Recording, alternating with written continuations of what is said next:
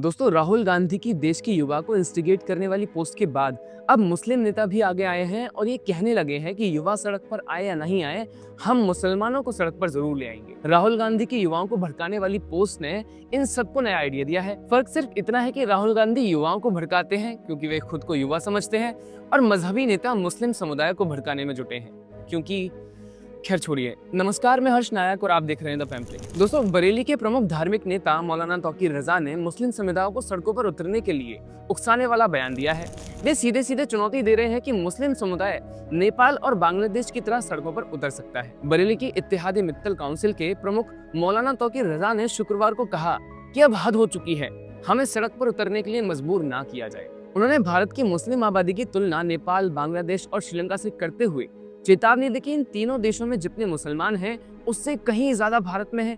यदि ये मुसलमान सड़कों पर उतर आए तो देश की स्थिति क्या होगी और इसका जिम्मेदार कौन होगा। तौकीर रजा का कहना है कि जिन लोगों ने मुसलमानों के साथ ज्यादती की है, ऐसे लोगों में गिरिराज सिंह भी शामिल है। अगर ऐसे लोगों पर एक सप्ताह में कोई कार्रवाई नहीं हुई तो हम सड़कों पर आने को मजबूर हो जाएंगे, जिसकी जिम्मेदारी केंद्र और प्रदेश सरकार की होगी। उनका कहना है कि हमारी खामोशी और सहनशीलता को हमारी कमजोरी न समझा जाए, क्योंकि मुसलमान किसी धर्म के बारे में गलत टिप्पणी नहीं करता तो किसी दूसरों को भी ये अख्तियार नहीं कि वे हमारे मजहब पर टिप्पणी करें। आप बताइए दोस्तों, क्या मौलाना साहब भड़काने की कोशिश नहीं कर रहे? मौलाना साहब मुस्लिम आबादी का डर दिखा रहे हैं और कह रहे हैं कि पड़ोसी देशों से ज्यादा यहाँ मुसलमान हैं और वे सड़क पर उतर आए तो किसकी जिम्मेदारी होगी? वाह मौलाना साहब, भड़काएं आप और हिंसा की जिम्मेदारी सरकार की। मौलाना साहब का ये भी कहना है कि मुसलमान सड़क से लेकर संसद तक कहीं सुरक्षित नहीं है। वो खुद खुलकर बयान दे रहे हैं, मुसलमानों को भड़काकर सड़क पर आने की बात कर रहे हैं, फिर भी ये कह रहे हैं कि सुरक्षित नहीं है। अरे और कितनी आजादी चाहिए? आपने ही तो कहा ना कि भारत में पड़ोसी देशों से ज्यादा मुसलमान हैं। अगर यहाँ मुसलमान विरोध होता तो ये आबादी बढ़ नहीं रही होती। जैसे इस्लामी देशों में गैर मुस्लिम लोगों की आबादी लगातार घटती जा रही है। उदाहरण के लिए आप पाकिस्तान, बांग्लादेश और अफगानिस्तान को देख सकते हैं। वैसे लोगों को भड़काने में वो अकेले नहीं है। समाजवादी पार्टी के महाराष्ट्र इकाई प्रमुख अबू आजमी ने लोकतंत्र की रक्षा के नाम पर युवाओं को सड़क पर उतरने का आह्वान किया है। आजमी ने कहा कि देश की स्थिति बदहाल हो चुकी है, लोकतंत्र बचाने के लिए युवाओं को आगे आना जरूरी है। उन्होंने विपक्षी नेता राहुल गांधी को लोकसभा में की गई अपील का समर्थन करते हुए भाजपा पर संविधान को खतरे में डालने का आरोप लगाया।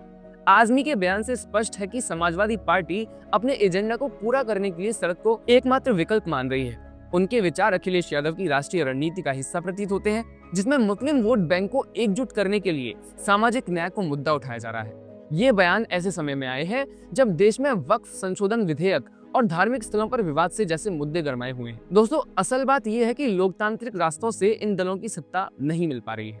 ये वही दल हैं जो सत्ता में रहते हुए भी लोकतांत्रिक रास्तों को पसंद नहीं करते थे।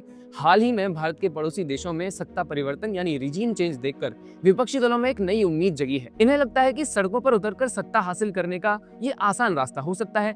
ये दल पहले भी हिंसा को अपना हथियार बना चुके हैं और अब भी यही रणनीति अपनाने की कोशिश कर रहे हैं। लेकिन देश की जनता दंगे नहीं, विकास चाहती है। जनता उन नेताओं की ओर देख रही है जो भड़काने की बजाय दूरदर्शी सोच के साथ काम करें।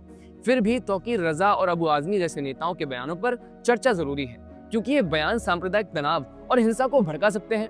दोस्तों, ये बयान महज चेतावनियां नहीं बल्कि उनके पीछे भीड़ को सड़कों पर उतारने की पूरी कोशिश है।